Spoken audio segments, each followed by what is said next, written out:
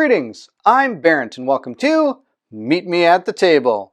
Today we're going to be continuing our playthrough of Kingdom Death Monster. That's right, we're going to be taking on the Watcher. This could be our final video. In this series, we'll see how this goes. I'm going to have to take on the Watcher with my 4 survivors. His showdown is in this book. I have not looked at it yet. Let's go ahead, check it out, and see what's in store for us as we have to try to take down the Watcher. First, we have the picture of our battle. Wow, this is out of control. His brain is being lifted out of his head. Oh my gosh. Okay, hopefully it doesn't happen to us. Long ago, ravenous beasts searched the darkness using their keen senses to find their prey. In the distance, they saw a blooming pillar of light surrounded by tasty morsels bustling in their tiny industry. Licking their chops, they approached, but the beasts halted mid-step. The wind carried a foul, menacing presence.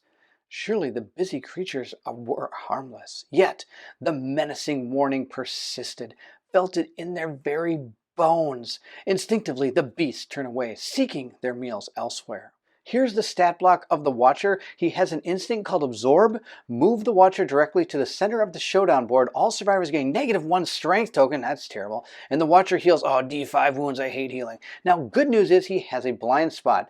He is a level 1 creature, I guess. I wouldn't call him a level 1 creature. I'm sure it'd be a lot worse than that. But he doesn't get any more powerful as the campaign persists, if it does in the future. It has 12 basic cards that is going to be added to its deck. It has infinite movement. Wow, that's awesome. And its toughness is a question mark. There's no extra speed or damage.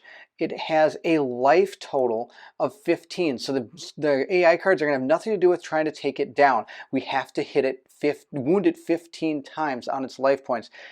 Then I believe I'm still going to have to take out its basic action. Not exactly sure about that. No, I think it's just the 15 life points. That's how I'm going to play it. We have to take out the 15 life points and we finish him off. Toughness. The Watcher's toughness is equal to the current lantern year on the settlement record sheet. That's 24. His toughness is 24. Whoa, barf, that's terrible. If the settlement has records, the monster gains plus... Oh no, we got records too. It's going to gain +2 toughness. All right, so this thing actually has a 26 toughness.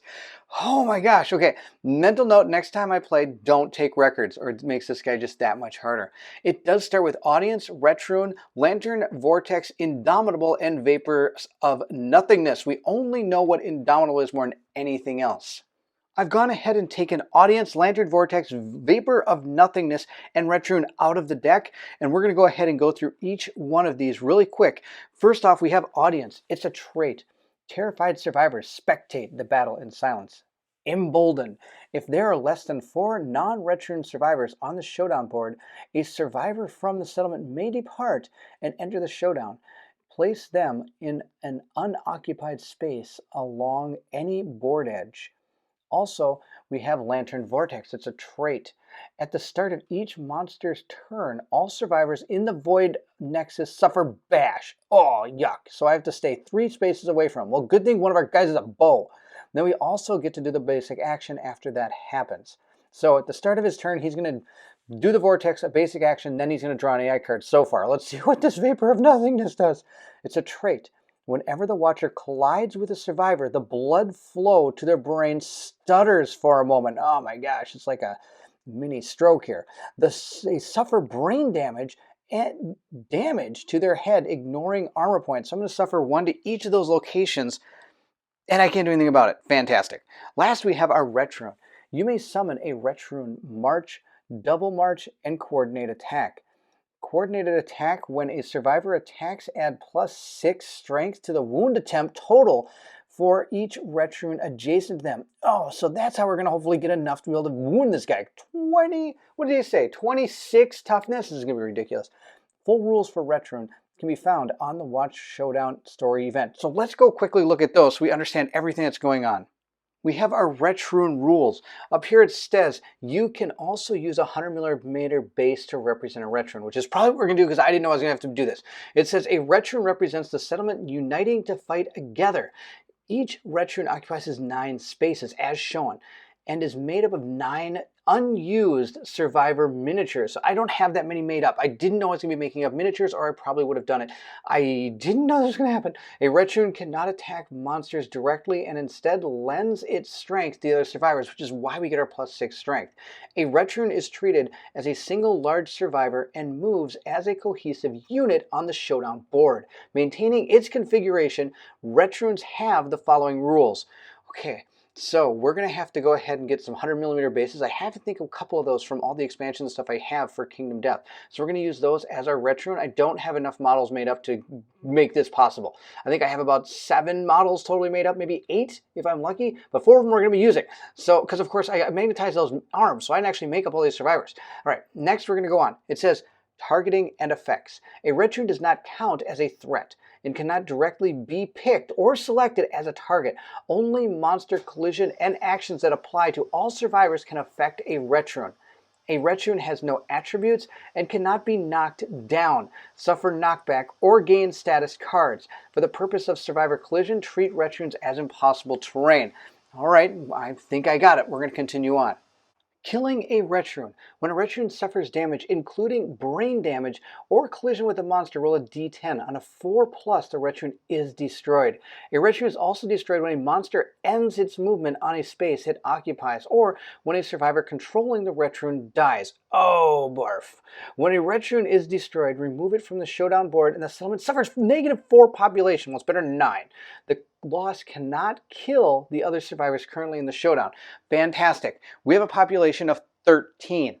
So at this present time, 4 are on the board, meaning I only have 9 left. All right, well, that's better than 0. We have using a Retroon. A survivor with a Retroon survivor status card can perform the following actions. Summon a Retroon. Once per act, a survivor without a Retroon may place a Retroon in an unoccupied space along any board edge and move it up to 5 spaces. March. At the start of their act, a survivor with a Retroon gains an additional movement point that they may only spend to move their Retroon up to 5 spaces. Double March. Once per round, anytime a survivor can dash, they may spend 1 survival to dash their Retroon up to 5 spaces in addition to their own dash survival action. So I gotta remember whose Retroons are whose. Coordinated attack. When a survivor attacks, adds +6 strength to the wound attempt total for each Retroon adjacent to them. There is a lot going down in this thing. These Retroons are going to be a totally new thing I've never seen before. I'm going to do my very best to get this right, but I might make some mistakes. Bear with me. We're going to have some fun. We're going to try to take down this Watcher. Let's go ahead and now set up this board. And just to tell you, I do have my 100mm bases. We're going to use them. They're right here. Normally they face like this, but I'm going to put them this way because why not? We love Poots. He's done a great job in this game. Then he's probably cringing right now if he's watching because I don't have the survivors made up for this. So instead, we're going to have the bases ready to go for our Retroons. Here's our Showdown setup. The survivors are going to be in 4 different positions with the Watcher in the middle. I'm going to place absolutely no terrain on the board. They're fighting in their settlement. There aren't any terrain out there for them to deal with. They probably already did everything. Probably actually hiding in some of their houses and coming out of it. Place the Watcher in the center of the board, place survivor in the blue spaces, and of course the survivors go first. But look, he's more than 5 spaces away. They always do that. You think it's great to go first, but you have to spend survival even getting to it. The next part of our setup is we have to take 12 AI cards, and surprise, surprise, all 12 is what we're going to use. 1, 2, 3, 4, 5, 6, 7, 8, 9, 10, 11, 12. So we're going to go ahead and mix these up. Now you have to remember, these aren't actually going to be his life total. His life total is going to be 15. We're also going to take our hit location cards, and we're going to give them a good old truffle shuffle and hopefully push that trap all the way to the bottom. Barf, I don't want to know what his trap is. I bet it's bad news. All right, we're now going to go ahead and flip him over to this side. Look at his basic action. Furthest survivor. Oh, wow. He's going to go after the furthest survivor. No target he's going to absorb, which is the back of his card. He attacks for 4 speed, 2 accuracy, 5, 10 knockback. Oh my gosh, this would be awesome. 5 damage. Oh, wow. He could wreck somebody on the first turn. Okay, if he does his basic action. We'll have to see. It does say right here, of course, so on his Vortex Lantern, he is going to do his basic action after he does this on his start of his turn. So somebody's going to get absolutely mauled on the very first turn. It's going to be absolutely awesome. Oh, this is going to be so much fun. I have our characters all set up on the board. Now I do get to put out 2 acanthus plants because of our screaming gear over here. So I guess I'll put one, I don't know, right here and right here. Who knows? Maybe we can get some of these and that'll be fantastic. I highly doubt it's going to happen, but if we ever need to heal a location, hopefully these acanthus plants might come into play. I believe that's our setup. I think we're ready to start the battle. This is going to be sweet. Now, of course, we get to start first, and we get to summon these Retroons. So I've got a Retroon retinue card. Retinue? I think it's retinue. If I'm pronouncing it wrong, I apologize. We get to go ahead and summon these retinues, which is going to be pretty cool. Now, we can do this at the beginning of our activation. It's not an activation. It doesn't show any symbols about it, so it's just at the beginning of our activation. So I'm going to go ahead and I'm going to start with Clydia. Clydia is going to dash. She's going to dash 1, 2, 3, 4, 5 to right here. She's then going to go ahead and place her Retroon right here at the back edge of the board. I can place it on any board edge. I can move it 5 spaces. 1, 2, 3, 4, I think right about there is fine. And now at this point, she's going to use her action and her movement to pounce. She's going to pounce on in behind this watcher and see if he can get her with that cat fang knife, which really isn't going to do too much. Now remember, this thing has 26 toughness. I'm going to have 2 strength plus the 6 is going to be 8. I'm only hitting on a natural 10, or wounding, I apologize, on a natural 10. And that's it. There's nothing else going to save me, but I get to roll some dice, hopefully get some good rolls, and maybe wound this guy. Our Cat Fang knife does have a 6 accuracy, so I need a 6 plus, 5 plus I'm in the blind spot, 4 plus because of our accuracy, and I get +1 here because I pounced in, so it's a 3 plus. We get to roll 4 dice, 3 from our Cat Fang knife and 1 from our White Lion armor. Let's go ahead and see how that goes. Come on, I need a 3 plus. I hit 3 times, and one of those is actually a perfect hit. And in that instance, I actually get a +1 strength token that I can use against this creature. So I'm going to go ahead and give this to her. If she's ever knocked down, I have to lose this. But that actually is not even going to help. So she gets to draw 3 hit location cards. So we're going to go ahead and see what 3 she got. She has got the Void Gastronomus. Reflex. The watcher suddenly jets through the attacker. It's crackling through the survivor's nerves. Attacker suffers 3 brain damage and gains 1 bleeding token. Move the watcher to the center of the showdown board. If the attacker has 6 plus courage, they may grab onto the monster as it passes. If they do, gain another bleeding token and place the attacker in an unoccupied space adjacent to the monster. Well, I'm already adjacent to the monster at the center of the space, so it's just going to go right back to where it is. That's kind of weird. Okay. Inner robes. Move the watcher onto the space the attacker is currently occupying. You may perform embolden. Oh, it has to come up in order for me to bring characters out? Okay, so in order for me to actually bring people out on the board, I have to wound this person so that I can perform the embolden. That's something else. What's this? Oh, it's a super dense location. Wound. Turn the watcher to face the attacker. The attacker gains +1 bleeding token. You may perform embolden. If I critically hit him at a distance, okay, well, we have to critically hit him. We have to decide what we're going to do. If I do the reflex, I'm going to suffer 3 brain damage and gain a bleeding token. She actually has 9 brain damage right now, so she would be okay if she'd suffer the bleeding token. It would move back to the center of the board. I could grab on with 6 courage. I don't have 6 courage, but it would move back to here, so I would think that I could continue my attacks against it because it's still right where it was when I left. I could be wrong. If that's the case, then these other ones are a mute point.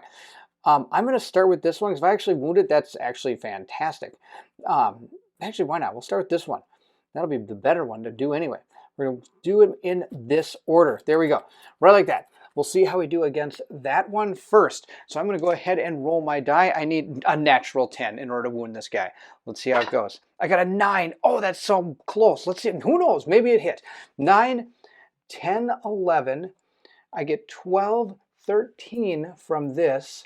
I also get 14, 15, 16 from myself, 17 from that, and 18 from this.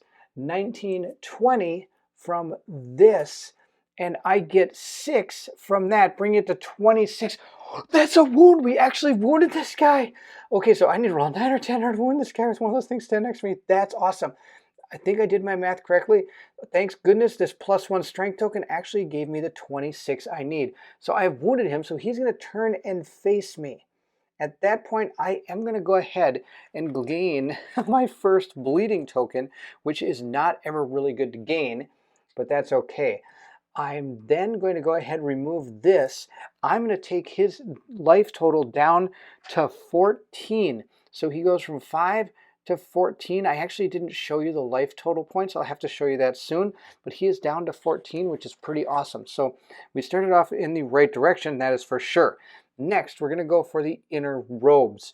We'll see if we can wound that. Again, I need a 9 or a 10. Let's see how it goes. I got a 5. That did not wound, so this does not come into effect. We're going to go ahead and discard that card. Next, we're going to go for the Void Gastromus. We're going to go ahead again and roll and see what we get.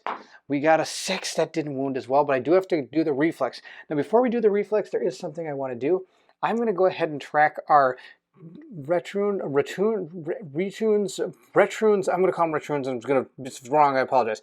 We're going to go ahead and put tokens on them equal. I kind of did it by what they're most using their affinities with. She's got a lot of red affinities, so I gave her the red token, so she gets that. Also, another thing she gets that I totally forgot to give her is she gets the priority target token. Lucky her. She's going to be attacked first when this is all said and done, because she has the problem, was it anxiety, or one of her disorders is making her have the priority target token. So that's terrible for her, but she's going to take advantage of this, which she doesn't really want to take advantage of. Suffer 3 brain damage and gain 1 bleeding token. So she's going to suffer 3 brain damage, bringing her brain damage down to 6, and she's already going to suffer her 2nd bleeding token, and I don't think I brought any bandages with me. Oh, this is going to be terrible. With that complete, we're going to go ahead and move into our next survivor and see how it goes. Our next survivor that is going to go is going to be, I think it's going to be him. He's going to go ahead and dash. He's going to dash. Oh, I got to discard this card. He has a bow with a range of 6. 1, 2, 3, 4, 5, 6. So he needs to dash 1, 2 to right here. Then he can hit 1, 2, 3, 4, 5. He doesn't need to go that far. 1, 2, 3, 4, 5, 6. But actually, I think what I'm going to do is I'm going to move him to there. I've got a plan. And he's going to summon his Raccoon right here. And it's going to move up to right there. I think it's where it's going to move up to. Okay, nope, lied. We're going to have a better plan. 1, 2, 3, 4, 5 to right here. He's going to summon his Raccoon to go to right there, just like that. There we go. It summons here and moves up. Perfect. He gets the advantage of that Raccoon. Am I able to get it up a little bit farther? I have to start him here. 1, 2, 3, 4, 5. Does he have any way of getting an extra speed? No, he doesn't. All right, so that's just what we're going to do right there. Because if I could get him next to both of these, that'd be awesome. He'd get so much more damage or strength, but he can't. We're going to put him right there. And then she's going to... My goal is eventually to get him in. 1, 2, 3, 4, 5. Oh, 1, 2, 3, 4, 5. Oh, barf. She can dash. I forgot. She can dash. And then she can move. And hopefully we can get her right here with another one right here. And we can get him from behind with... Oh, that's going to be awesome. Okay. Oh, this is so much good. Okay, I got so many good things. Hopefully they all plan out. We're going to give this one a green token because he is got a lot of green affinities. So that's what we're going to do there. He's going to go ahead and make his attack now with his bow. He is going to go down to 6 survival, and he's going to attack. So let's go ahead and see what happens here. I've got an arc bow that can be fired once. It has a 6 accuracy. I have +1 accuracy, so I need a 5+ in order to hit him. We'll see if I can actually do that. This will be something else. All right, come on, hit him with a 5+. Oh, I did hit him. All right, let's see what card we got from actually hitting this guy. We're going to go ahead and get Void Polyps. Failure. Attacker gains -1 strength token. Perform basic action, target the attacker. Oh, I need to critically wound this thing or we're going to be in real big trouble here. We're going to go ahead and roll our die and see what we get. Hopefully it's enough. We got a 6. This time I'm going to be close. All right, we got a 15, 16, 17, 18, +6, 18, 19, 20, 21, 22, 23, 24. Oh my gosh, you kidding me? I hit him again. All right, 9 from his arc bow. He gets +3 strength. So he has a 12. +6, really, is that enough? 9, 10, 11, 12, 13, 14, 15, 16, 17, 18. No, it's not enough. What am I talking about? He didn't even get close. 9, 10, 11, 12, plus the 6. 13, 14, 15, 16, 17, 18. Yeah. And how did I get to 24 on that? I'm making up some numbers. Oh, because I got the 6. Durr. I can't even do math right. I'm a little nervous about this. If you can't tell, I haven't fought anything like this. I'm kind of a little nervous. 9 + 6 is 15. 15, 16, 17, 18. and then the plus 6, 18, 19, 21, 2, 3, 4, 24. All right, so I got my math right. 24, we did wound him. He's actually going down to 13 damage, which is amazing. Now, that was only on a failure, so we actually did wound him. So he takes the wound. That's awesome. So we're going to continue on here. I'm going to go ahead now and surge. I'm going to bring my survival down to 5, and I'm going to cat eye circle at this because I've got a major attack coming in with this guy next, and I want to make sure that I'm not drawing into something that's going to totally slaughter him. So I had to look at the top 3 AI cards. We've got, what is this? Blackout. Oh, there's the trap. We don't want to see anywhere near this trap. We're going to put this in the bottom no matter what it is. So I'm just going to put it right back on top of the deck. Boom, just like that. Oh, I should see what it says because somebody else is going to have to trigger this thing. Blackout, and if blackout and whiteout are drawn during the same attack, the attacker suffers a head explosion, severe head injury. This cannot be avoided in any way. All after place the watcher in the center of the showdown board. Otherwise, all survivors are doomed. Perform basic action, target the attacker. All survivors in the watchers facing suffer bash and knockback 10. Barf. All right, that's terrible. Well, I think I know that might have to happen to her. I don't have any other way to deal with this. But I'm going to put these 2 back on top. They're both reflexes, so this is going to be actually terrible. They say attacker is knocked down unless they have +9 courage. Well, they don't. Attacker suffers a random brain trauma unless they have 3 courage. Well, this is going to be Kasanth and no. Oh, no, sorry. This is Verminard. Verminard does. Verminard doesn't have 9+, but he's got 3 courage, so he's not going to have to worry about that one. What's this? Move the watcher onto the space the attacker is currently occupying. Oh, yuck. Both of these stink. All right, we're going to go ahead and use this one. That's going to be, oh, wait, I have to put them back on the board. I have to hit first before I can get them. All right, he's going to go next. He is going to dash 1, 2, 3, 4. Oh, no, I've got a plan here. She's going to dash at this point. I'm going to have her go ahead and, oh, she's already dashed. She can't get out of the way. Oh, no, I wanted to use her retro, but I can't use it. All right, she's just going to dash in here. 1, 2, 3, 4, 5 to right here. 6 to, well, you can go right here. Perfect.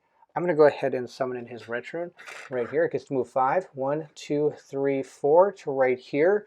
That'll be just fine. Something tells me I should have done it that way, but too late now. He's going to go ahead and attack with his lance here and see how it does. Well, actually, it's a lantern glaive is what it is. He's going to go ahead and use this. So he dashed. He's going to go now ahead and make his action. And he could move if he wants, which he probably will. He'll probably move back here after that. Well, first to see what happens. If he's probably going to get landed on is what's about to happen, which is kind of funny. We're going to go ahead and make our attacks with our lantern glaive. Our lantern glaive does have a 6 accuracy. He's got +1, 2 accuracy, so he actually gets to hit on a 4+. He's going to go ahead and gain the blue ones. We're going to see how this goes. Roll up 2 dice. Hopefully it doesn't do too bad. He got an 8 and a 3, so he did hit once, which isn't too bad. He's going to hit that one that allows him to move right on top of his space. Now I think about it, maybe I should have hit on the other order. Too late. We're going to go ahead and see if we're able to wound that location. I'm going to roll it up. And we got a 9. Oh, that's a critical hit. Can I critically hit him? I can. He doesn't have anything against luck, and I have the luck charm in effect right now. So I crit on a 9. Which means he is critically wounded, which means the reflex doesn't go off. Critical wound, a pleasant tingling electrifies the air. All survivors gain +3 insanity. Oh my gosh, that's so good. All right, everybody's going to gain insanity. It's just going to be an insanity party. Everybody's going up. We got Clydia at 9. Kasanth's going to go to 6. Verminard's going to go to 9. And Arrakis is going to go to 7 or 8. He's going to go to 8. Wow, that's awesome. Our Watcher's life total is going to go down to 12, which is fantastic. Now at this point, I have the Forsaker mask. I can go ahead and at the start of your act, if Insane gain 1 action, I could choose right now to use it to attack, but we know that the second one is that trap, which means he's going to do his basic action targeting the attacker, which means he's going to go ahead and attack with 4 of these attacks at 2+, and is going to do knockback 10 to whoever it hits. I would prefer that it hits her. So I'm actually going to go ahead and give this a shot. Maybe she'll only hit once. That would be fantastic. She's going to go ahead and dash 1, 2, 3, 4, 5 to right here. And then I guess she'll use her move. And then she'll attack. But first she's going to summon her Retroon down here. And it's going to move 1, 2, 3, 4, 5 to right there. That's where it's going to move. She's going to go ahead and make an attack. She's going to go ahead and put a white token on it because she's got all sorts of colors. So I just gave her the white token. She can do any color she wants. She's going to attack with her Whistling Mace. She's got this right here. It attacks on a 6+. She does have +1 accuracy, so now it's attacking on a 5+. She also gets +2 accuracy with clubs because of her lantern gauntlets. So she's hitting on a 6, 5, 4, 3+. But of course, we're bringing it back up because we are also have our lantern helm with -1 accuracy. So we're going to be attacking on a 4+, but it is in the blind spot again, so we're back to 3+. She gets to roll 3 dice and hopefully not hit more than once. What's the chances of that? She hit 1, 2, 3. 1, 2, 3. She hit 3 times. So she hit the trap, and what else did she hit? She hit the trap. Good news, she didn't hit that other thing that they're talking about, this whiteout. So I'm going to go ahead and let's see here. Everybody is doomed. Perform basic action, target the attacker. All survivors and watchers facing suffer bash and knockback 10. It's going to turn and attack her. Totally fine. These aren't affected by this knockback and bash, from what I understand. They don't get targeted by those things. She's the only one that's going to be targeted by it. But first, of course, she's going to get slammed by this basic action that she can't do anything about. 4 dice. All right, we'll see how this goes. The watcher gets to roll 4. It needs a 2+ in order to hit, and she only has +1 evasion, so it's a 3+ in order to hit her. We'll see how this goes. Let's roll it up. Oh my goodness, are you kidding me? It's all 2s. He rolled all 2s. Oh my gosh. Okay, so that's it. He didn't hit. He performs the basic action, target the attacker. He did not hit. He needed a 2+, and I have +1 evasion, so he needed a 3+. He rolled all 2s. That's never going to happen again.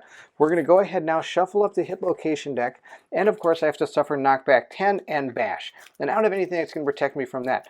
Sadly, I think if you play against this guy next time, I should take full leather gear in here because, well, that doesn't have any ability. It ignores bash. It doesn't ignore knockdown, but ignores bash. So we're going to mix up that hit location deck again, and we're going to go ahead suffer knockback bash 10. She's all the way back at board edge. There's nothing I can do about it.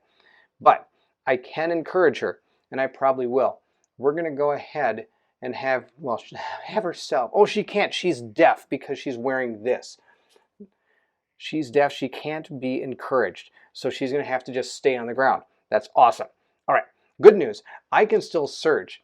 Verminard still has 6 survival. Verminard's going to go down to 5. He's going to go ahead and surge and see what he can do.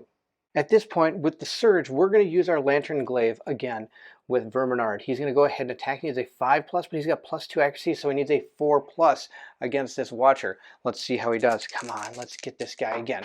We got a 2, which isn't going to hit anything.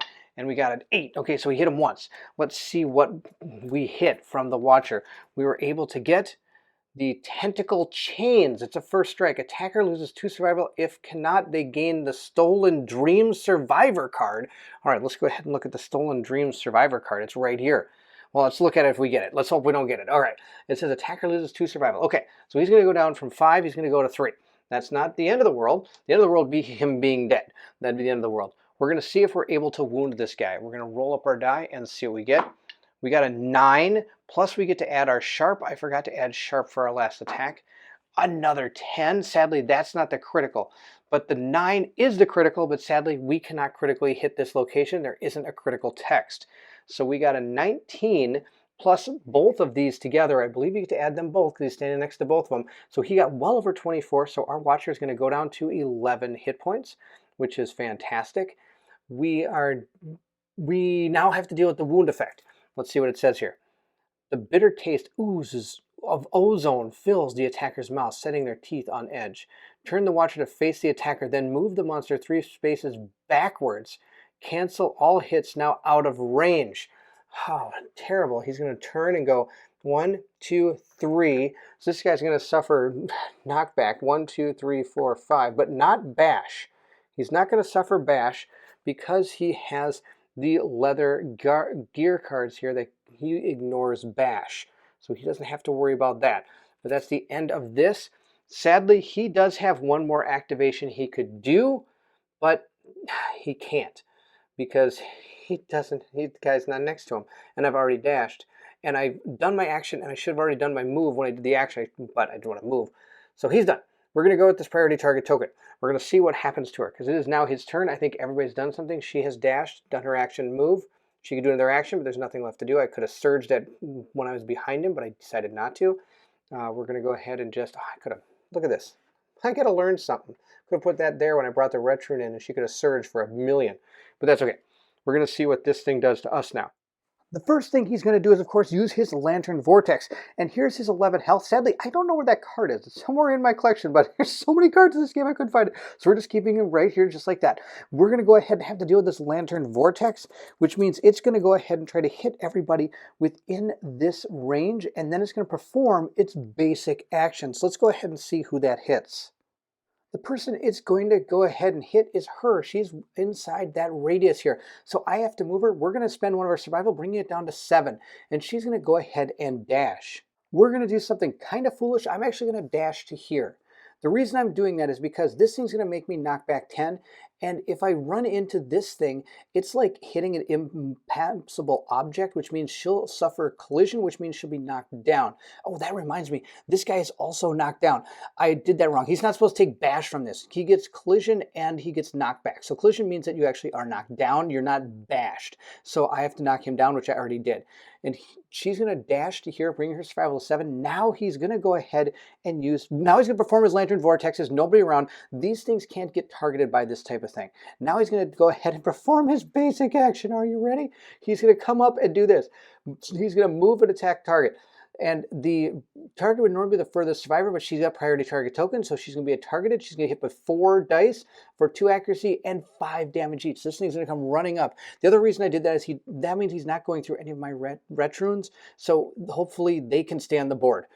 She's going to get totally rocked by this thing, but hopefully these guys will stay on the board. Of course, if she dies, this one will be removed, but hopefully that doesn't happen. Let's go ahead and see what he can do to her. He gets to roll his 4 dice, and he needs a 2+, but she does have +1 evasion, so he only needs a 3+.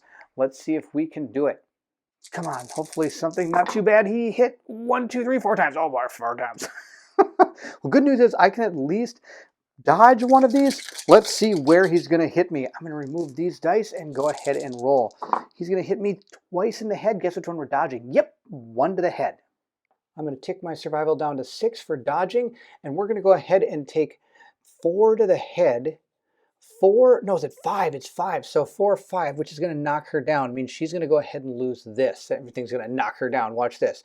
The body is 5, so it's 3, 4, 5. We're going to fill those in, and then the feet is 3, 4, 5. So she doesn't have to roll on the evil table of death and destruction, but she is totally knocked down by all of those hits. Wow, just 1 attack from that thing, and look what it did.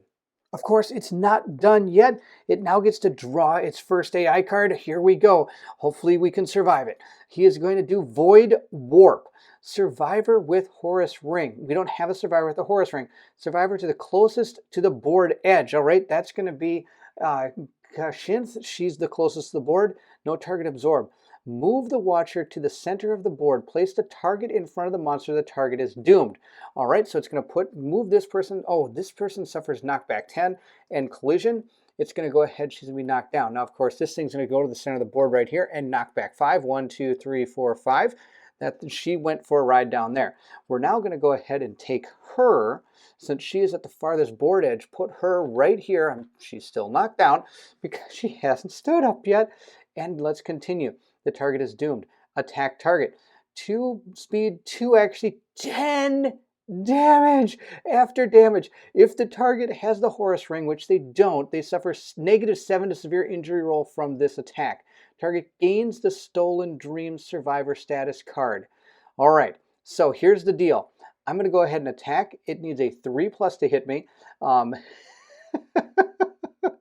Oh, and then I believe even if I don't have the Horus Ring, the target gains the Stolen Dreams Survivor status card because it's after this period. That's the way I'm understanding it. If I'm wrong, please let me know. And if I am wrong, it's going to be too late. She's going to have it. If she even survives this, he's going to go ahead and roll his 2 dice. He's looking for a 3+. I'm looking for 2s and 1s. And he got 2 hits. All right, we're going to see where he hit. This could be the end of her. This is going to do 10 damage. This is ridiculous. 2 double hits to the head. All right, she has to dodge one or she will die. So she's going to go ahead, take her 9 survival, go down to 8. She's going to dodge one of them. She has only 9 armor in any of these locations. So she has taken all the damage she can to her head, including her heavy hit. So she's again knocked down, but it doesn't matter. In one fell swoop, she has removed all of her armor. She now gains the Stolen Dreams Survivor status card. You cannot gain the Stolen Dreams if you have 9+ courage and understanding when you gain this. You are knocked down. You remain knocked down as long as you have this card. At the end of your act, if there are 2 or more of any combination of survivors or veterans adjacent to you, archive this card and stand. All right, this at the end. Oh, no, really at the end? All right, so that's not the end of the world. We're going to go ahead and discard this, and we're going to go ahead and give this to her. So when I choose to activate her, she's going to pretty much do nothing because she has to lay on the ground. But at the end, if there's 2 veterans next to her, she can go, or a survivor and a veteran, she can go ahead and stand back up. At this point, we are going to stand our survivors up. They're good to go, and we're going to see what happens here. Because it is the end of the monster's turn, so she's going to go ahead and stand up. Oh no, she got knocked down during the survivor's turn, or enemy's turn, so she's not going to get up yet. He gets 2 because he got knocked down during their turn. So after the monster activates next, she gets to stand up. But that's not going to happen. I'm going to encourage her. I'm going to go ahead and use, who should I use? I can use Kashanth. She can go ahead and encourage. Even if she's on the ground, I believe she can still encourage people from there. She's going to go ahead and stand up, and then she's going to move, I think. Well, first she's going to stay right there. I want him to attack first because he's got 2 of these things sitting next to him. His Lantern Glade is going on a 6+, and he has +2, so it's going on a 4+ to see if he can go ahead and hit this Watcher. Let's go ahead and see what happens. Roll these up. He got a 7 and a 6. Both are going to hit. Let's see where he hit this Watcher. He'd hit him in the Void Plexus Reflex. Perform basic action, target the attacker. I don't want it to. I don't want it to attack me at all. Whoops, I knocked her. I hurt her. All right. Wound. All survivors in Void Nexus suffer 3 brain damage. Oh, the Void. Okay, that's not too bad. I can suffer that and still be able to fight. All right, I think we're going to go in that order. The Void Corpus and then the Void, he gets destroyed us, is what's going to happen. He's going to get destroyed us. I'm going to stand her back up. 1, 2, 3, 4. Yep, she's in the right spot. All right. She's going to stand right there. 1. She was right here. 1, 2, 3, 4. I think she was right here. All right. Oh boy. Okay, let's see if we can get this guy. We're going to go ahead and see if we wound. I'm going to roll up my wound roll. I got a 5 plus I get my sharp, so that's 9. 9 plus 4 is going to be 13. 13 plus 3, which he has an 8, is 16. Plus 12 is 28. That is enough to wound our Watcher. He goes down to 10. Let's continue our attack. We're going to remove this card, and now this one. This one is going to be the Crippler. All right, we're going to see what happens. Hopefully nothing terrible. Let's get this guy. Come on, critical. Oh, we got a critical hit. Yes, that's exactly what we needed. Okay, so we critically hit this, which means this doesn't actually happen. Critical wound. A violent spasm. The light pattern makes your eyes cross. Attacker gains D10 insanity. You may perform embolden. I don't need to perform embolden, but I do get D10 insanity. Let's see how much I get. I got 4 more insanity. He's out of control insane. He's got like 13 insanity.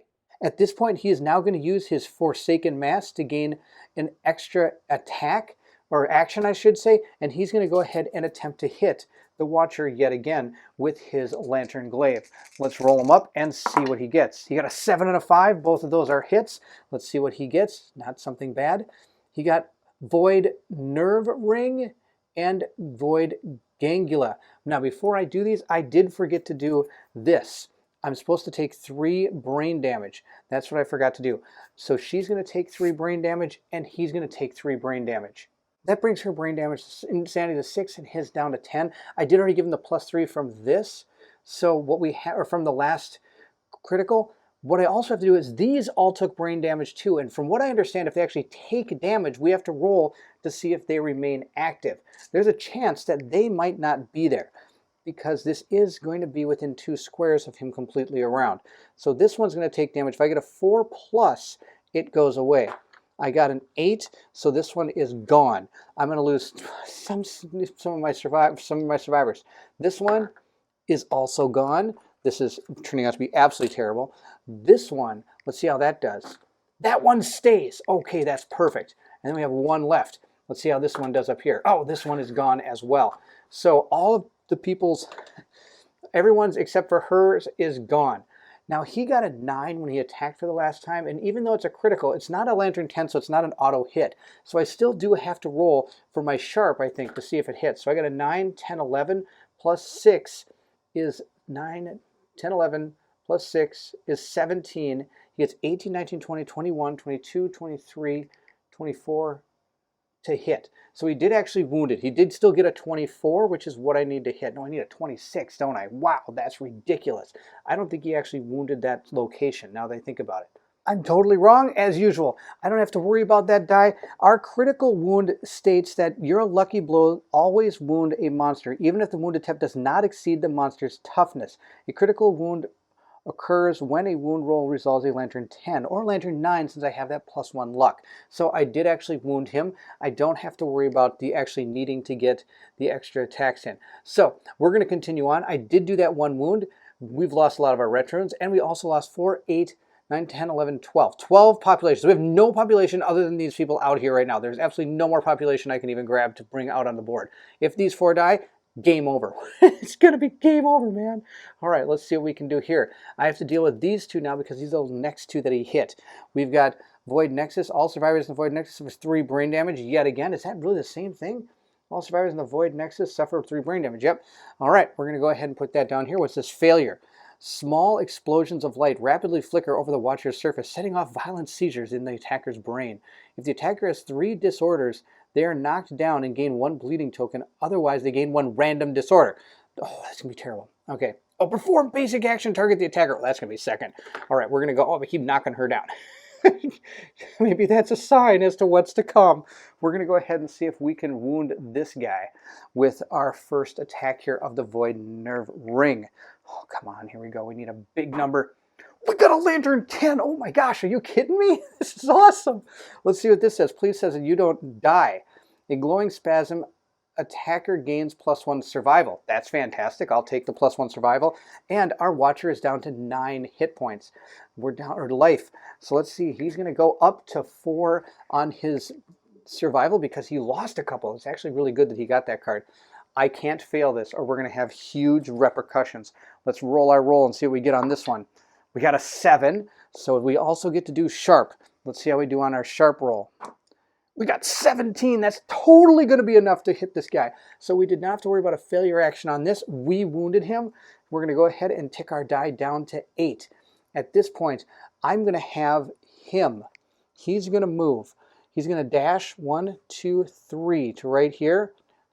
1, 2, 3, 4, 5. Dash to here. 1, 2, 3, 4, 5, 6. Perfect. Oh, wait, he'll be the farthest and get attacked. That's life, man. Sorry. I'm going to go ahead and... Can I bring another Retrune in? From my understanding of the way the Retrunes work, there isn't a negative to bring these on. You don't have to have the population to do it. They just get to come onto the board. Of course, now that I have 0 population left in my settlement, if any of these people die, I can't bring them back through the audience participation, I guess you could say, that this guy allows us to do. So we are actually going to bring a Retrune back on here and move him up to here. We're going to start him right back here and move 5, 1, 2, 3, 4 to right there. At this point, he's going to go ahead and fire that arc bow using his movement and his action. He's going to go down to 4 to dash. And then after he does this attack, nope, I'm just going to go down to 4 first. Who knows? He might get totally slaughtered after this. Our arc bow needs a 5 to hit. Let's go ahead and see if we can make that happen. Roll up our dice and see what we get. We got a 4. We didn't hit. We missed. So at this point, he is now going to go ahead and use his next survival to use the cat eye circlet. I'm going to go ahead and use this to look at the top 3 hit location cards and put them back in any order I want. We have found outer robes. Attacker is knocked down unless they have 9 courage. That ain't going to happen. Attacker suffers a random brain trauma unless they have 3 courage. All right, so the next person that's going to attack is actually going to be him. So he does have 3 courage if he does hit. He's going to have to get knocked down, not the end of the world. All right. Let's see what else we've got here. First strike, the attacker loses 2 survival if they can't. They die instantly. Oh my gosh, that's out of control. Hypnotic undulations roll over the watcher's surface. Turn the watcher to face the attacker, then move the monster 3 spaces backwards, cancels all hits now out of range. All right, super dense, wound. Turn the Watcher to face the attacker. Attacker gains 1 bleeding token. All right, we're going to put them in this order like that. That's going to be the deal, right like that. Okay, we'll put them back like that, and we're going to see if we can hit, because now he's going to go ahead and surge. He's got 4 survival. He's going to go down to 3. He's going to surge to see if he can hit. Oh, do I really want to put that one about losing survival in that area? I don't think that's going to be good. Good, I put it in the bottom. Okay, good. Whew. All right, he's going to go ahead and make 2 attacks from where he is. Now, he only gets +6 to this damage roll from where he is. And from where he is, you really couldn't see what was going on. So we're going to go ahead and do this. All right, let's go ahead and roll these dice and see how it goes. I do need a 4+, I believe. I got a 4+. Let's go ahead and check that just to make sure. Oh, no, I need a 5+, 6. And I've got, oh, no, I've got 2 accuracy on him. So I did only need a 4+. So we did hit him twice. Now he's got that first super dense location on the wound. He's going to get faced and bleeding token. Perfect. This is the order I want to do them, just like that. Let's go ahead and see what our first wound is going to be. Our first wound is a 6, plus I get sharp of 6, so that's 12, plus 6 is 18, and he gets this 19, 20, 21, 22, and he's got an innate strength of 3, 22, 23, 24, 25. That's not enough to wound. Are you kidding me? He's got 26 toughness. Are you sure 12? Oh, no, I didn't get him. 12 plus 3 is 15. And then I get 4 from the glaive, 15, 16, 17, 18, 19, and he only gets 20, 21, 22, 23, 24, 25. He missed. He did not wound this location, so none of this happens. Come on, you need to wound. I need him to wound. Let's see how he does again. He's going to go ahead and roll. He got a 3. That's not, he needs like a 9 or something. Oh, got 6. Okay, this didn't wound either, so this reflex is going to happen. The attacker is knocked down if I have 9 or less courage. I do not have 9 or less courage. He's got a total courage value of 5. So he's going to go ahead and get knocked down, which isn't the end of the world, but that's the end of his turn. He's surged to use both his actions. That's everything he can do. Now, of course, we do have Clydia. Let's see what she can do. What she can do is she can encourage her pal to stand up, is what she's going to do. She's going to encourage her to stand up, and then she's going to go ahead and move 1 to right here, I think is where she's going to move. And she's going to bring on a Retroon. She can. I don't see why not. Let's go ahead and... Oh, she can't. Her Retroon's right here. Her Retroon's already on the board. So she's not going to bring a Retroon. She's just going to go ahead and... But she's going to move over to... I think she's going to go 1, 2... No, I think I want to keep her Retroon next to her. But I want her to be able to take advantage of 2 Retroons at the same time. Ah, this is so tough. She's going to go ahead and make an attack action from there, and then she's going to move after that is done. That's going to be the plan. All right, we're going to go ahead and roll up 3 dice and see how it goes. Let's see if we can get this character. We'll roll them up and see what we get. We got a 9, a 10, and a 2. The 2 does not hit, but the 9 and the Lantern 10 does. Let's see what we have hit. The Void Folds and the Void Membrane. So we have to do both of these at the same time. Attacker gains -1 strength token. Turn to face the furthest board edge and full move forward. Oh, man, that's going to be terrible. I don't want that one. That's a failure reaction. Reflex reaction. This one, she loses 2 survival. All right, that's not the end of the world. We're going to do this one first. The Watcher faces the attacker, then move the monster. Okay, that's not too bad. We can get her out of the way. That's okay. It's better than having this thing move on us. I want it to keep it right where it is. So we're going to go ahead and see if we can wound with this Whistling Mace. The Whistling Mace does get 3 strength, but I also get sharp on this. So let's see how we do. We get a total of 8, plus we get another set of numbers. 6, that's 14. 15, 16, 17. She has an innate strength of 3. 17, 18, 19, 20, plus 6 is 26. That's enough to wound this guy. All right, we're down to 7. We're doing it. We're doing it. We got him down to 7. So that was her attack. Now she's going to go ahead. Well, this thing's going to go ahead now and move 3 spaces away. I do have to lose my 2 survival. I forgot to do that. We're going to go down to 5 survival in order to do this. So we're down to 5, and we'll see if we can find it. There it is. And we're going to go ahead and see what happens now. This thing's going to move 3 spaces away from us. 2 survival if you cannot die instantly. Nope, that didn't happen. Hypnotic. Turn to watch the Watcher face another attacker. Turn the Watcher to face the attacker. Okay, then move the monster 3 spaces backwards. Cancel all hits. 1, 2, 3. He's totally out of range. She can't attack. That's totally fine. She's going to come up and try to see if she can get him. That's going to be the plan.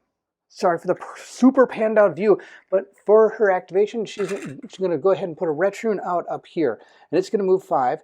1, 2, 3, 4 to right there. She's going to dash 1, 2, 3, 4, 5 to right there. And at this point, she is now going to spend her action and her movement to pounce. So she's going to go to 4 survival to do her dash. She's going to pounce in on this thing and gain the power of this ret rune. We're going to see if this works for us. I get to roll 4 dice, but I don't need a very big number, I don't think. Let's look at our Cat Fang knife. I need a 6+, but she's got an accuracy of +1, so that's a 5+, and I get +1 for my White Lion gauntlets, so that's a 4+. I'm going to need a 4+ in order to hit her. Let's go ahead and roll our dice and see what we get. I hit with 2, it looks like. I didn't hit with the 1 or the 3. Let's go ahead and check out our 2 hit locations and see what we have got. We got a Void Toxin failure, Gouts of Vicious Ichor, reflexively shoot from the full to the watcher. Attacker gains a random disorder. Perform basic action, target the attacker.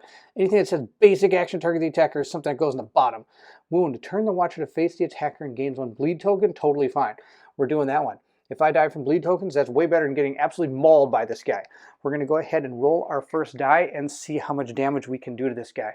We got a 6, so let's go ahead and add this up. This could do it. I don't think so. I think she needed 9s.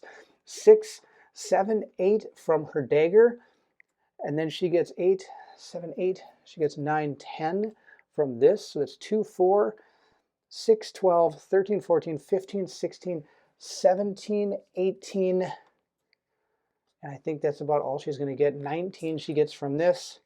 And then 20, 21, 22. She did not wound this location. This does not happen. Let's go ahead and see if we can hit wound with the second number. Come on, let's get a 9 or 10. We got a 2. That didn't hit either. So Gouts of Vicious Ichor, it's going to, oh my gosh, it's going to do a basic attack targeting the attacker. That's going to be terrible. Is there anything I can do about this? Nope. Nothing I can do about this. I could like dash, but that's not going to help her at all. All right, let's see what happens to her. I bet it's not going to be good. This thing gets to attack her 4 times.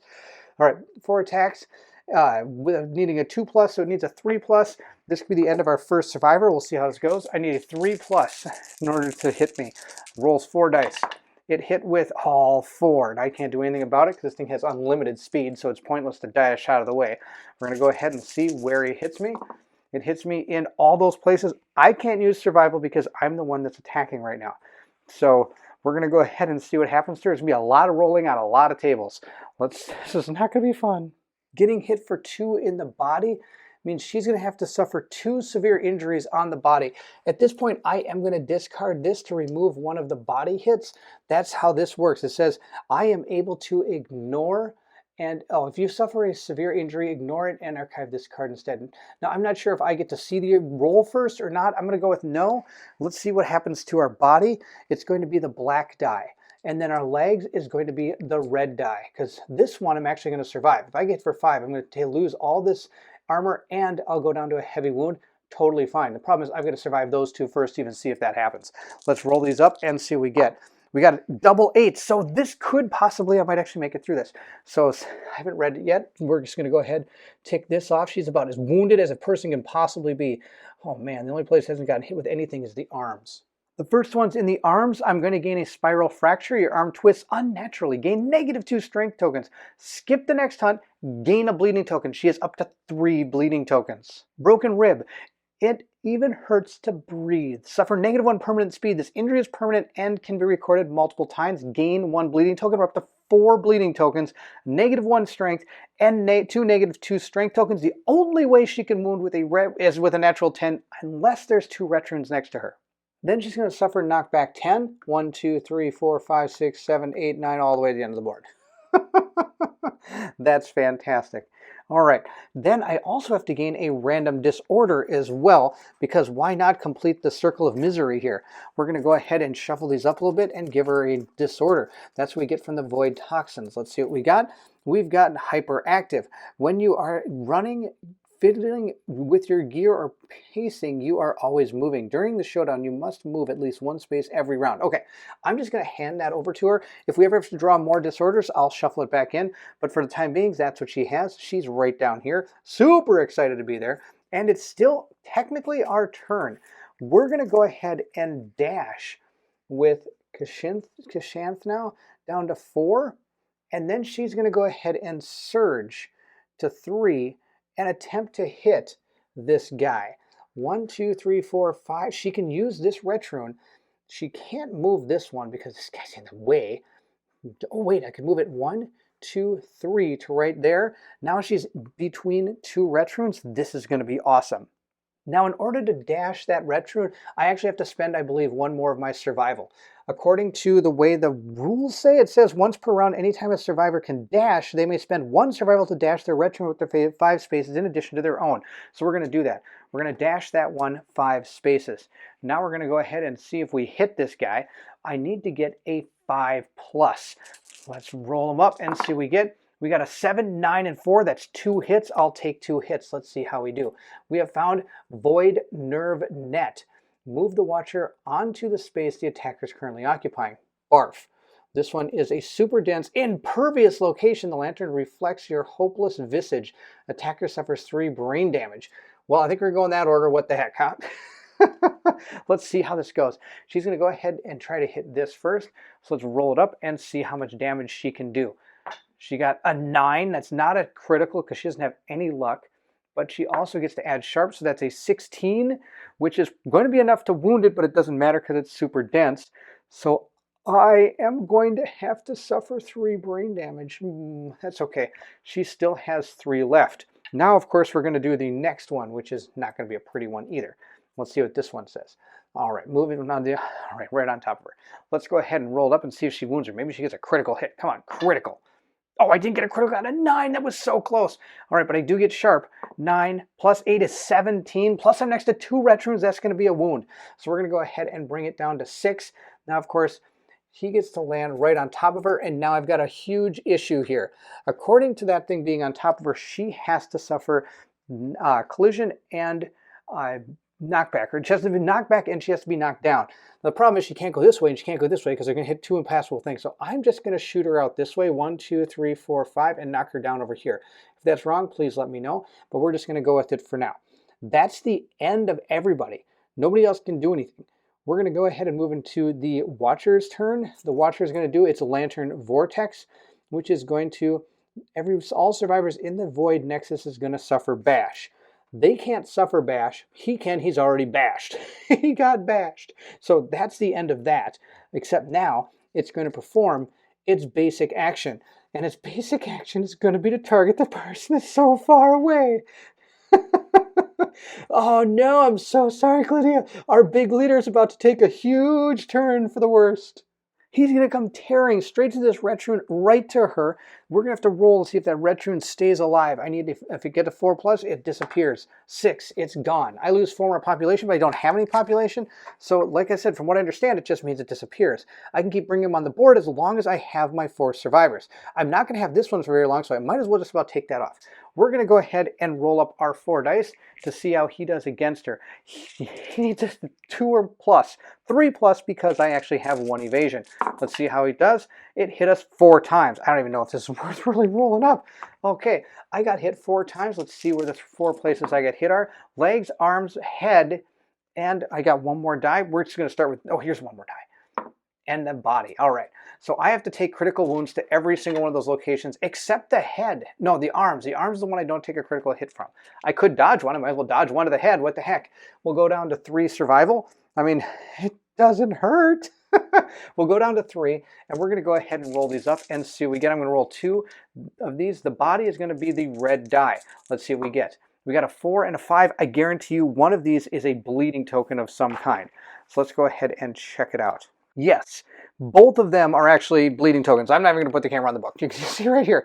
This one right here, dismembered, I lose a bleeding token. Done.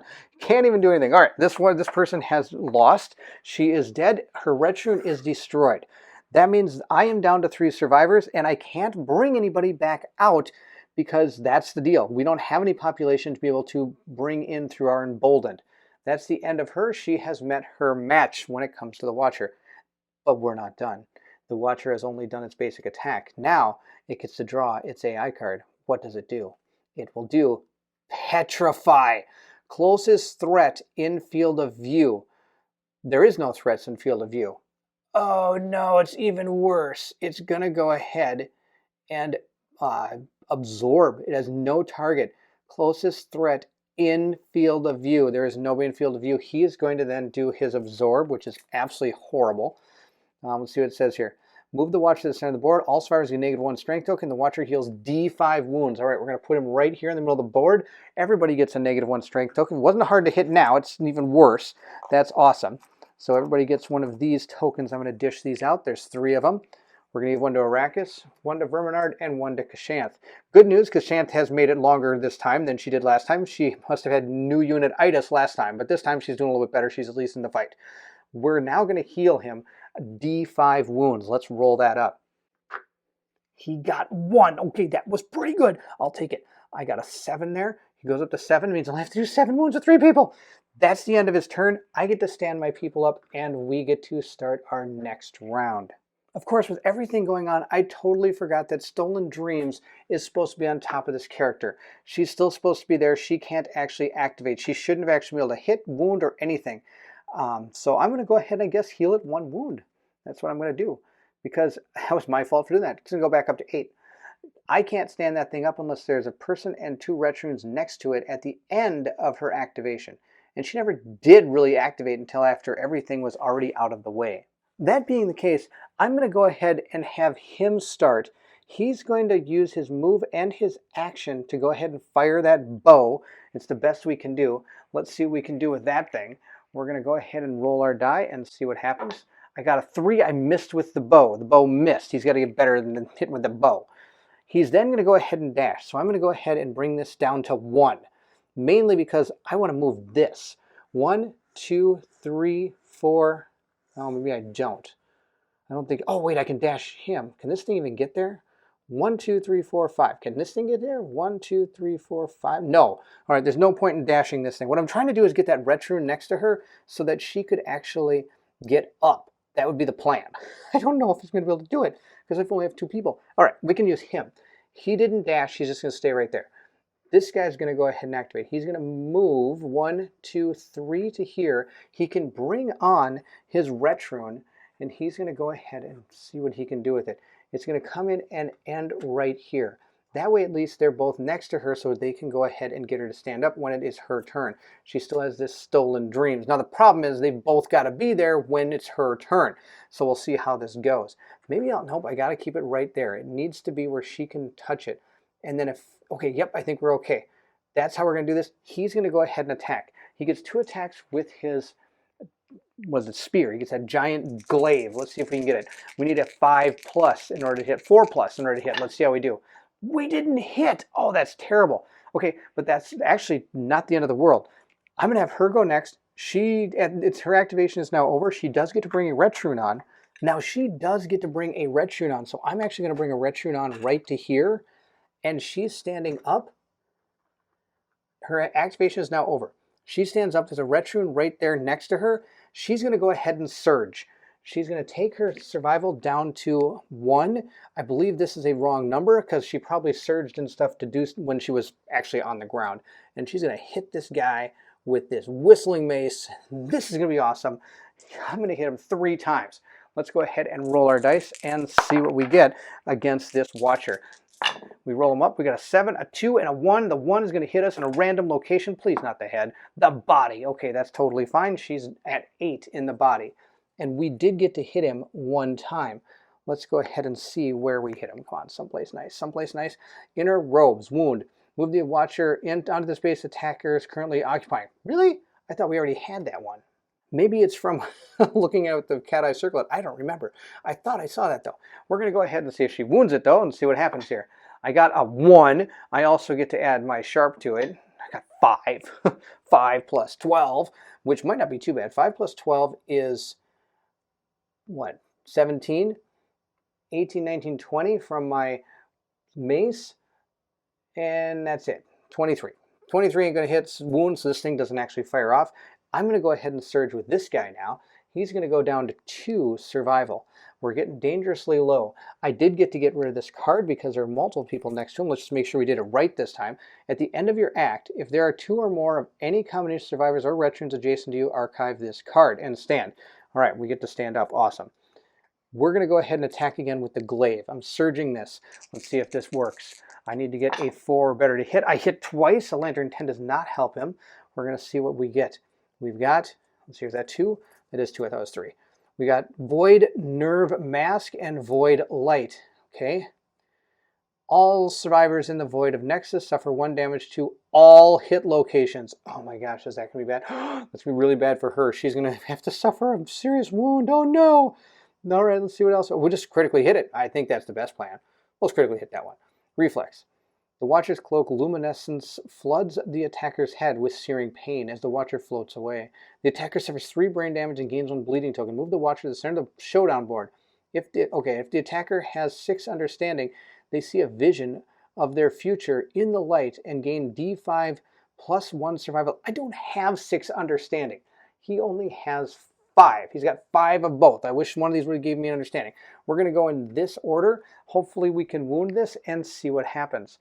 I need to get a 10 or a 9 would be awesome. I got 3. Well, it's sharp. Let's see what else we get. 8. So it's 8, 9, 10, 11 plus 6 is 17. What? Right? 8, 9, 10, 11 plus 6 is 17. 18, 19, 20, 21, 22, 23, 24. I needed a 26. I failed. They're going to take damage to every hit location.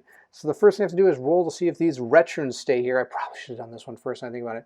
This Retron 4 plus, it got a 1. It is still there. How about this Retron?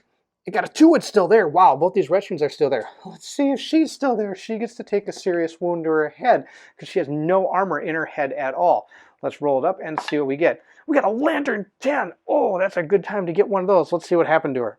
I have a destroyed tooth. If you have 3 plus courage, you're boldly spit out the tooth and gain 2 insanity. Otherwise, the blow sends you sprawling and you are knocked down. Oh, guess who doesn't have any courage?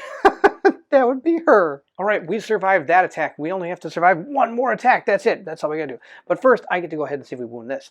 Let's see. I need a big number here. Come on, Lantern 10. 3. Come on, Lantern 10. 7, 10, 16, 17, 18, 19, 20, 21, 22, 23, fail. All right, let's see what happens here. I'm going to have the attacker suffers 3 brain damage and gains 1 bleeding token. He's down to only 7 insanity, and he is going to gain his first bleeding token, meaning he can take 4 more. Now we saw how fast that happened to Clydia. He's going to gain that. Now let's see what else happens to him because of this void light. I'm going to go ahead and move the Watcher to the center of the board. I don't have 6 understanding, so that doesn't happen. That's the end of that hit. That's the end of our turn. She is surged. He's surged and moved and done everything he can. He's also done everything that's off the board over there. It's time for a Watcher who's going to do his Lantern Vortex. Oh no. All right. Well, I can go ahead and dash.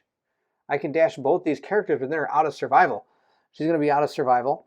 He's going to go down to 1, but they're going to suffer bash if I don't. So we're going to go down to 1. He's going to move back to here. She's going to move back to here. They're both out of the range of that evil thing he's about to do. I'm going to move him up here because they're going to have to charge this way in order to get him, but I'm out of survival. Wow. All right. Well, the good thing is Verminard has at least 1. He can at least dash. He's not going to really do anything. He's now is going to do his basic action. Maybe I should move this guy up a little bit farther. Let's see. He's going to go ahead and target this farthest survivor. So he's going to go running over here. He's going to step on this Retrune and kill it. And he's going to go ahead and move right there and attack him. The Watcher gets to roll 4 dice. He needs a 2+ in order to hit. But I've got 1 evasion and I have my monster grease that is linked to 2 things. So I get 3 evasion. So he actually, instead of needing a 2+, he needs +3, so he needs a 5+ in order to hit him. There's a chance that he might miss with a few. Let's see how this goes. He missed with, well, he missed with 1. 1, that's it? Oh, wow. All right, so he hit with all the rest. Let's see how he does. He's going to roll up his 3 hits and see where he hits me. All right, I'm going to dodge the body shot and then get hit in the body and the leg. Taking 5 damage to our body and leg means that we're going to go ahead and go to our light wounds on both of these. So I'm not actually knocked down, but I do get knocked back 10. And I do have to drop my survival to 4 from doing that dodge. Knockback 10 is going to bring him to, well, right there. I'm in a world of hurt here. If I don't find a way to get survival back, I'm not going to be able to deal with this guy because I can't get to him. He's just going to keep going to, well, I guess if I just clump up together with him, then he would have to fight the people closest to me. It's not over yet. That was his basic attack. Now he gets to actually draw an AI card. Let's see what he does. Inhale. Inhale comes to play, draw an AI card. At the end of the monster's turn, all survivors suffer knockback 5 directly toward the Watcher. Then any survivor adjacent to the Watcher loses 1 survival. Discard this mood if exhale is drawn. Okay, so I'm going to go ahead and put that in his moods, I guess. But when it comes into play, I have to draw an AI card. And this takes place at the end of monster turn. So let's see what he actually gets. Stupefy. Random survivor with 9+ understanding. Random survivor with 3+ understanding. Intimidate target. All right, so first let's see if anybody has any understanding at all. Well, Verminard has a ton. Verminard's the one that's going to get targeted by this. Let's see what it says. Turn to face the target. The target suffers brain damage equal to their understanding and are knocked down. That's fantastic. He's going to turn over here. He's going to point to him and say, ha ha ha, and he's going to take 1, 2, 3, 4, 5 brain damage, bringing his insanity down to 2. Now, the reason that is terrible is because I can no longer use my Forsaken Mask because I have to be insane in order to get my +1 activation. I'm also knocked down, which doesn't help at all either. Blah, he falls on the ground. All right, that's the end of his turn. Everybody gets inhaled, so we're going to go knockback 5 towards him. 1, 2, 3, 4, 5. She's cheering. 1, 2, 3, 4, 5. He doesn't really know what's going on. This guy, 1, 2, 3, 4, and he hits right there. He's going to suffer -1 survival. He's going to go down to 3 is his survival now, which isn't the greatest. But I think that's going to be about it. And actually, I think this might help me quite a bit. I'm going to go ahead and start with Kashanth. She's going to move 3 to right here, move her Retroon to right here, and then she's going to go ahead and attack. She's going to use her Whistling Mace. She gets to roll 3 dice. She needs a 5+ in order to hit. This normally hits on a 6+, but I do have +1 accuracy. Let's go ahead and see what happens. I rolled a 10 and a 1, so I take a damage in a random location. No, I got a random location of the head. Oh, that's terrible. But I got a critical, which means I get to look at the top of my hand deck. Let's see what it is. Do I want this on top? Vomit Lanterns. Random survivor in field of view. Move attack target. Target suffers knockback. Move the Watcher onto the space the target is occupying. Is that any worse than what else I'm going to draw? I don't know. We'll put it on the bottom. What the heck? Let's see some more of the AI cards. They're going to be awesome, I bet. All right. She gets a random wound to the head. Let's see where that hits because she doesn't have any armor in the head at all. She's suffering severe injury to her head. She got an 8. Let's see what that does to her. Oh, she got a concussion. Your brain, of course she did. She hit herself with a mace in the head. Your brain is scrambled like an egg. Gain a random disorder and gain a bleeding token. Yeah. She has gained her first bleeding token, and she's now going to go ahead and gain a random disorder. Let's see which one she has got. She got Prey. You may not spend survival unless you're insane. Well, good news, I don't have any survival. Now, after all that is done, I did hit 1 time. Let's see what we hit. The Void Epidermis. Attacker loses 2 survival, they die instantly. Boom! Boom! There she goes. She's dead. Done. Pretty much. All right. She has died. All right. So yes, attacker loses 2 survival, or if they can't, they die instantly. So like I said, I need to find survival. I need to find some way to get survival. I can't. All right. Going to our next person, we're going to go to encourage this guy to stand up. Her Retroon disappears. And he's going to go ahead and move 1, 2, 3, 4, 5 to right here and move the Retroon 1, 2, 3, 4, 5 to right here, I guess. I don't know, it doesn't really matter where I stand. This isn't going to go well. We're going to go ahead and see what we can do.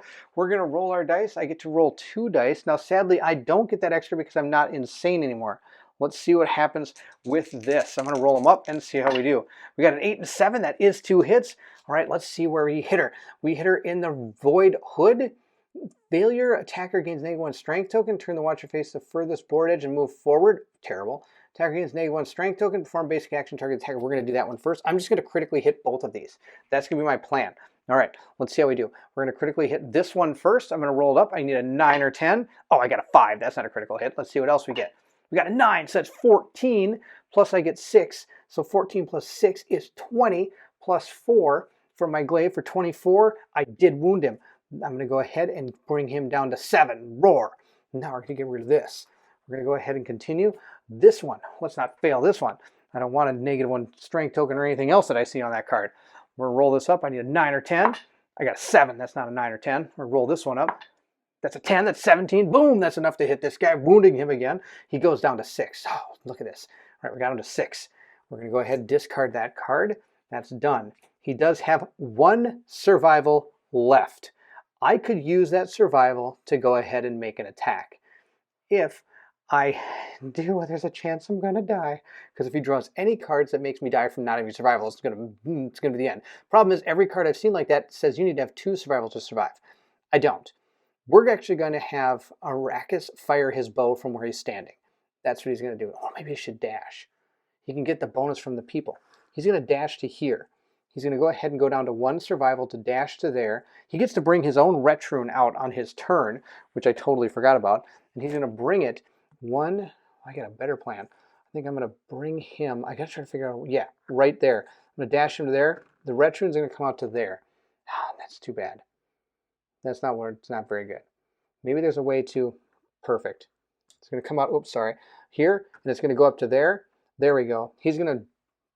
I guess he's not even going to dash. He's just going to do his action of bringing this thing on the board. He's not going to dash. He's going to stay right where he is with a 2 survival.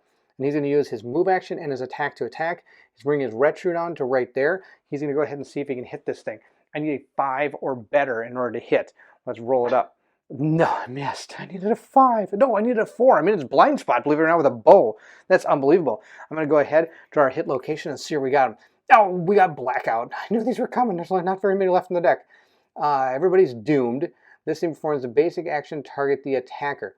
All survivors in the Watchers facing suffer bash and knockback 10. All right, he's going to turn this way. He's not in the facing. He's going to do a basic action targeting the attacker. So we're going to go ahead, roll this up. 4 speed, 2 accuracy, 5 damage. Now I get +3 to this roll, so he needs a 5+ in order to actually hit this character. Let's see how this goes. Roll him up. 5+. He hit me. Oh man, he still hit me 3 times. And I can't do anything about this. I can't dodge these or anything. Roll him up. I got hit 2 in the body and 1 in the chest or the waist. The body, I have nothing I can do there. Let's go check it out. Good news, I can take the hit to the waist. Bad news, I can't take the hits to the body. Let's go ahead and see what happens to him. I'm going to roll 2 dice and see what these go. Oh, a 3 and a 2. I'm pretty sure that's the end of this guy. Well, 3 gave him 2 bleeding tokens, but oh, instant death. The blow sends a bone fragment directly into your heart, killing you instantly. Oh, this guy's dead. All right, good news, bad news. The bad news is he's dead and his Retrune is gone. And the good news is there's no good news. There's absolutely no good news. I have to shuffle up our hit location deck. So I'm going to give this a good old truffle shuffle here. And we're going to be all set for, well, it's almost his turn. I might as well surge this guy and see what happens. I could dodge the attack that he's about to hit me with, but what's the fun in that? Maybe one of the cards in his hit location deck is an auto death. Maybe we can kill him in 1 shot. That'd be awesome. I'm going to go ahead and attempt to hit him with my spear. I'm going to use my last survival, and we're going to roll it up. I need a 5+ in order to hit this guy. I got 2 5s. That's awesome. Let's see how we do. We got, oh no, really? It's right on top. Okay. Turn and face the attacker. And he's doomed. He can't do anything. Doesn't matter. It's heavy survival anyway. Let's roll it up. Oh, this is good.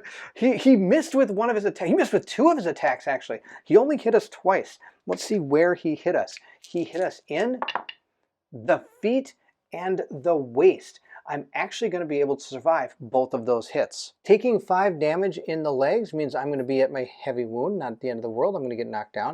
I'm going to be at light wound on my waist. Again, not the end of the world. I'm still alive.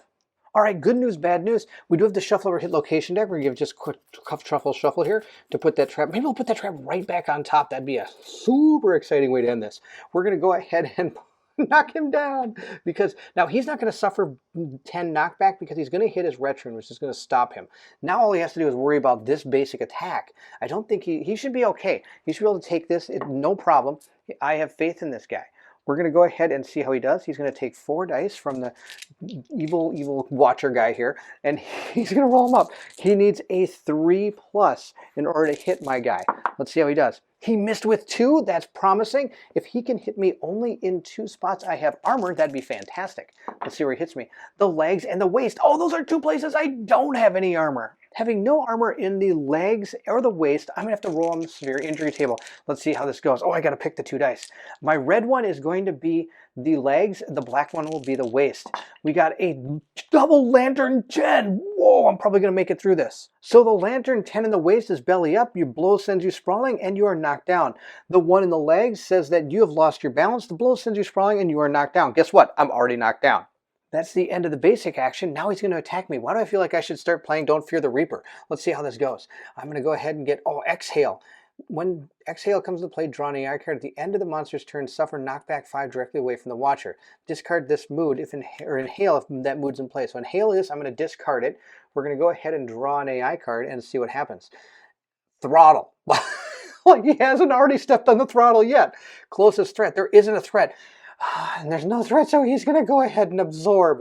So he's going to move to the back of the board and absorb. That's awesome. So I'm going to go ahead and discard this. He's going to move back to the middle of the board. He's going to go ahead and roll to see how much he's able to bring back. Wow, 4. He's up to 10. He goes back up to 10 in his life total. All right, what else happens with absorb? Let's check it out. It says, move the watcher. Oh, I get a -1 strength token. That'll going to be bonus. That's so bonus. All right, he's now rocking 2 -1 strength tokens. He's pretty much on critical hit mode here. He does get to stand up. That is the end. I'm going to move over here and try to attack him. That's all I really can do. I don't have enough insanity to actually do anything to him, but I can maybe hit him. We'll see how this goes. I need to get a 4+ on my glaive in order to hit him. Come on, I'm going to take this watcher down. 8 and a 4, I hit him twice. Let's see where I hit him. We're going to check it out.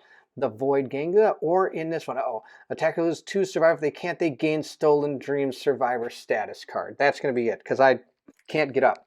I can't get up. I can't bring any more red runes on the board.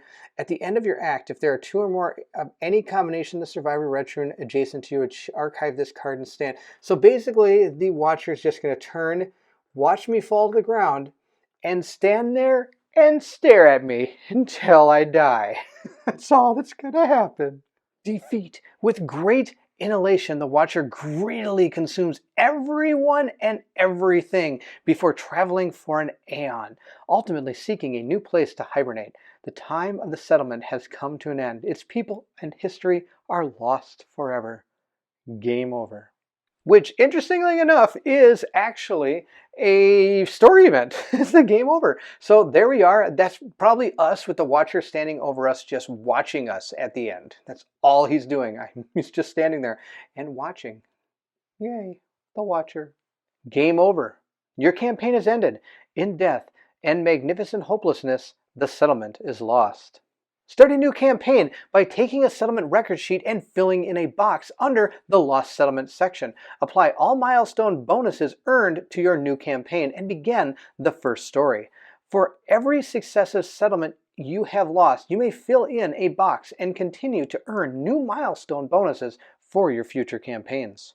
The one we get to fill in is Leftovers. At the start of the showdown with the first story White Lion, set up 1 Survivor Corpse terrain card. All right, so that actually gives us a chance to gain something more than what you normally would when you start the game. And that's it. That's Kingdom Death Monster. That's our playthrough. We made it all the way to Lantern Year 24 and we decided to take on the Watcher. Maybe one too early. Maybe it would have been the same outcome at 25. Of course, I really enjoyed this fight. It was really tough. I actually thought I had a chance for a little while, but once things start going downhill really fast, especially against this guy from what I can see. Now, of course, I may have made some errors because there's a lot of really new things that were going on in this fight that I normally haven't seen in a lot of things. So please bear with me in that. I hope you enjoyed it. I hope you had a great time. I had a fantastic experience fighting the Watcher. It was a lot of fun actually seeing something that that is to me unbeatable. I couldn't beat this guy, and once things started going downhill, yeah, I could just see the demise happening in front of me, and it was actually a pretty glorious experience to just see this idea of standing in front of this thing when all pretty much hope is lost, but you still think you can do it. Oh, that was so much fun. Thank you so much for watching. I hope you enjoyed this video. Don't forget to like, subscribe, and hit the bell symbol so you know when the next playthrough comes out.